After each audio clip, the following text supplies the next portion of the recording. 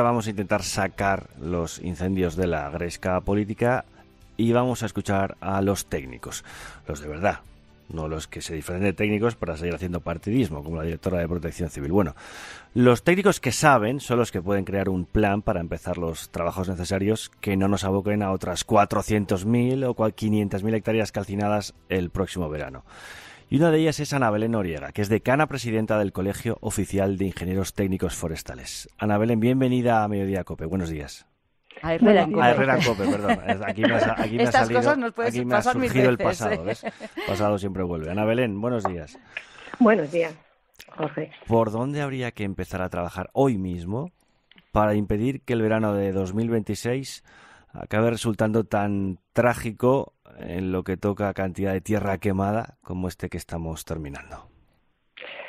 Pues empezar hoy mismo no podremos empezar porque todavía hay fuegos, muchos fuegos todavía vivos, pero sí que hay que empezar a pensar en qué hemos fallado, en qué está fallando, qué es lo que nos parece más palmario. Y quizá de las cosas más que estamos viendo más en estos incendios es la falta de estos planes de autoprotección de los pueblos.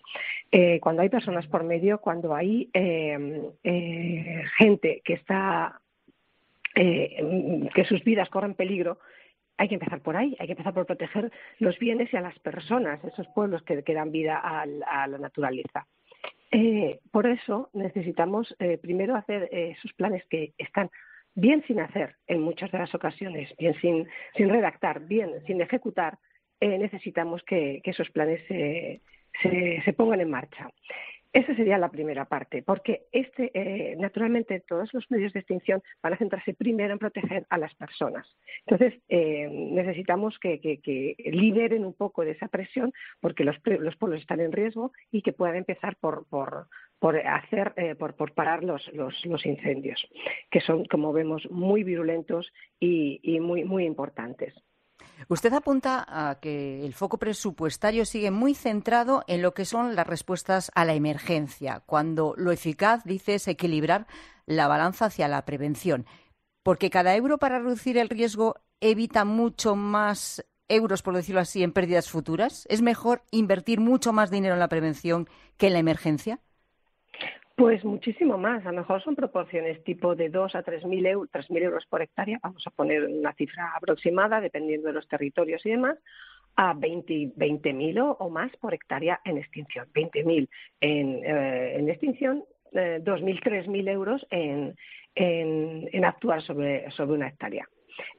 Para tenerla, digamos, en condiciones. Sería esa la diferencia. O sea, el número lo multiplicamos por 7, a lo mejor o por más los gastos. Por lo tanto, también encontramos problemas estructurales sobre el territorio, como que no tenemos gente que pueda hacer los trabajos que se necesitan. O sea, confluyen muchos factores. Confluyen factores, por ejemplo, de falta de personal, de falta de mecanización de los trabajos en el monte durante las épocas donde se deberían hacer esos trabajos.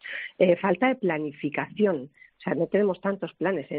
Nosotros, si estamos hablando del 56% del territorio forestal español, que es el territorio, del territorio español, que es el territorio forestal, 56% es mucho territorio para no tenerlo, no tener un foco sobre ese territorio, no cuidarlo y ver qué circunstancias le afectan.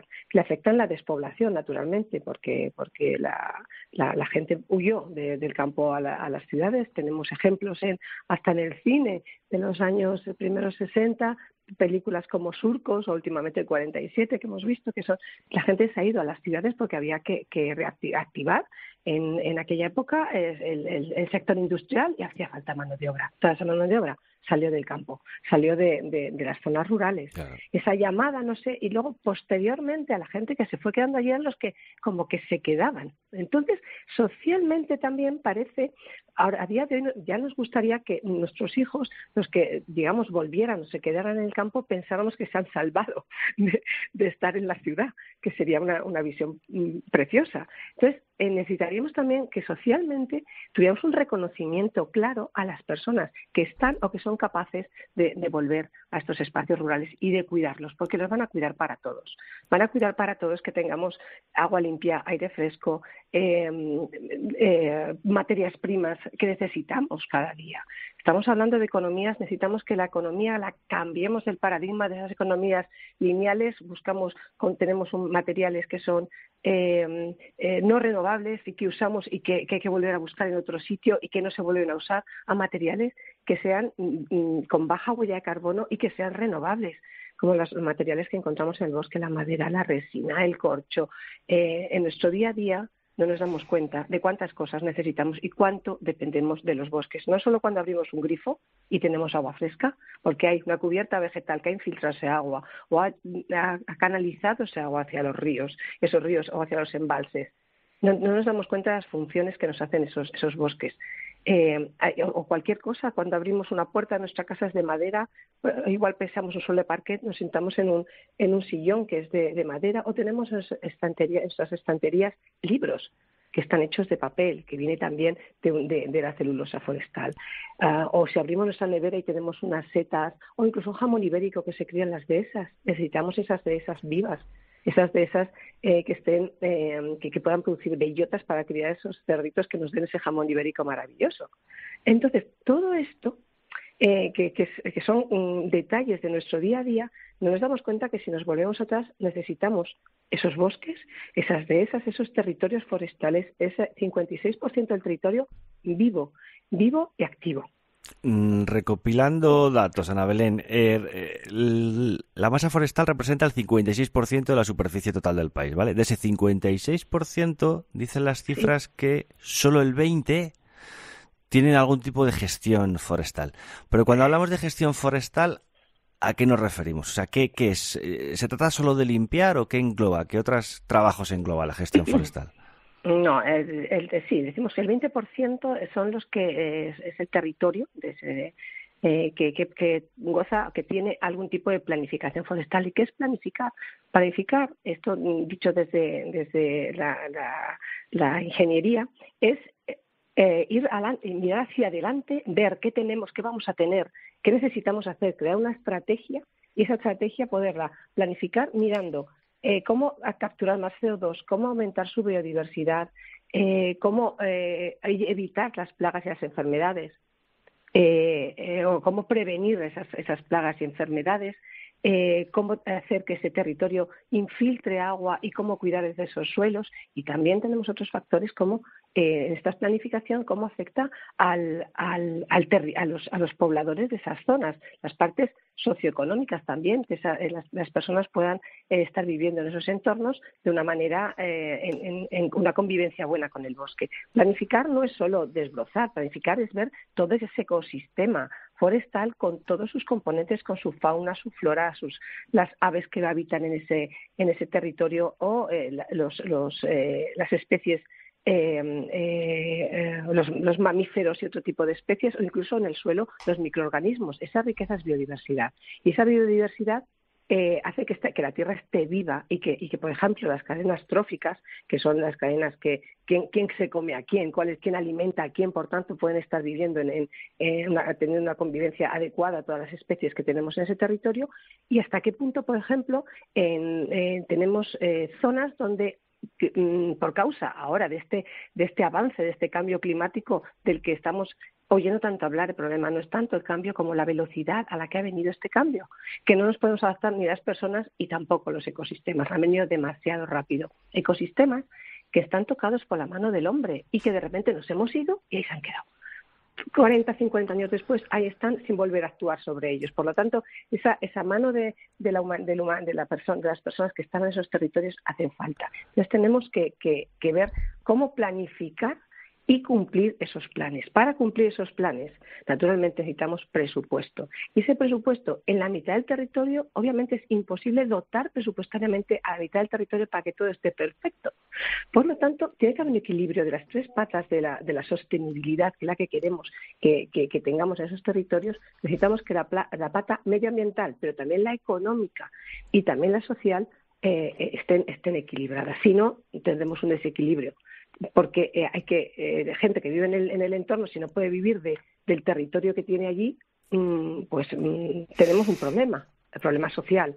Y si no hay dinero no hay ningún retorno en las inversiones que se hacen en cuidar un monte, no hay ningún retorno porque no hay ningún producto, no hay ningún servicio que nos devuelvan a través de algún tipo de pago por servicio ambiental, porque estamos cuidando un acuífero o estamos infiltrando agua, no hay retorno. Ese dinero, abrimos el grifo, pagaremos nuestro recibo, pero difícilmente ese dinero vuelve al monte. Claro, y estamos viendo que ese tipo de mecanismos. En realidad el problema de los incendios es el problema de la España vacía, el problema de dotar de un futuro a las zonas que vivían del sector primario y que se están despoblando. Pero quería preguntarte, mi compañero Ignacio Camacho. Sí, buenos días. Hola, Ignacio. Quería preguntarle cuánto tiempo, o sea, ¿cuándo se puede empezar primero a repoblar sobre las zonas devastadas y más o menos cuánto tiempo tiene que pasar para que esa repoblación tenga una vista apreciable? Bueno, repoblación es una palabra que todos entendemos por volver a poner plantas. Bueno, digamos, regeneración, vamos, sí. Sí, esto es restaurar. Lo que tenemos que hacer es restaurar esa zona. Muchas veces la naturaleza va sola. La naturaleza es capaz de regenerar el hábitat. Entonces, lo más importante es cuando vamos a un terreno quemado, es mirar al suelo. El suelo va a sujetar todo. El suelo va a ser la base. Ese suelo tenemos que ver qué especies tenemos, si son especies que son capaces de rebrotar de las mismas cepas que tenían, de las mismas raíces, o son especies o son ecosistemas donde entendemos que hay un reservorio de semillas que no se ha quemado del todo. Si no se ha quemado del todo, pues esas semillas pueden regenerar. Entonces, tenemos que cuidar primero tenemos que cuidar ese suelo y tenemos que protegerlo de del golpeteo de las lluvias que vayan a caer o que vengan más adelante en otoño, y tenemos que intentar cubrirlo con materiales como que mullan un poco, que es material picado, digamos, del propio monte. Tenemos que utilizar lo que tenemos allí mismo, no podemos traerlo de otro sitio. Entonces, picar y dejar esparcir materiales que amortiguen el golpeteo, y en las laderas, obviamente, que amortiguen ese lavado del terreno. Imaginaos que empieza a llover, las cenizas, todos los materiales finos van a bajarse, nos van a meter en los acuíferos. Entonces, hay que evitar ese tipo de cosas. Eso es lo primero que hay que hacer, y eso es urgente. Bueno, hay que también hacemos unas pequeñas fajinas que llamamos, que son como terracitas pequeñas, para que se sujete, para que no corregir las pendientes, digamos, ¿no? Que no caiga por la ladera. Eso es muy importante al principio. Y también en los cursos de agua también hacer como pequeños diques para que se acumule ahí todo el material de arrastre y no vayan bajando, no vaya arrastrando y acumulando, y encontremos aguas abajo, materiales que no deseamos en el agua, incluso las cenizas y demás que contaminan las aguas. Entonces tenemos que ir reteniendo esos materiales. Esas son obras que hay que hacer y hace falta empezar por ahí. Y después, si es una tierra que ya se ha quemado y que vemos que no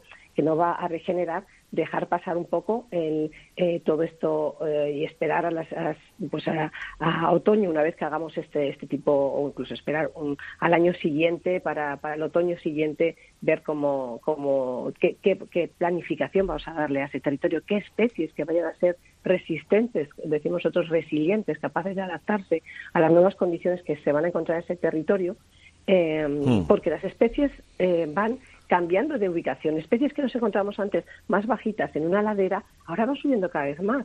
¿Y por qué suben más? Porque son capaces, porque hace menos frío en las partes altas, con lo cual son capaces de ir subiendo más y estar cómodas. Y esto va pasando porque están calentándose un poquito más, y eso se va observando a lo largo de los años, que decías, uy, esta especie no solía estar a esta altitud.